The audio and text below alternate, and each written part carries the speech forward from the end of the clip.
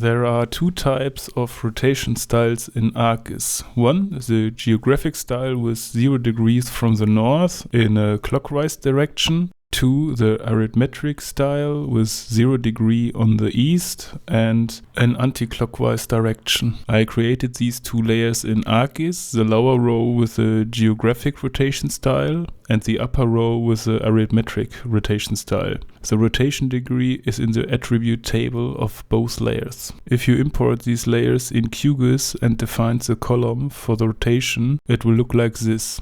When your ArcGIS rotation style is in the geographic style, you don't have any problems, but with the arithmetic style, the rotation direction is wrong. To get it right, open the attribute table, activate the edit mode, and open up the field calculator.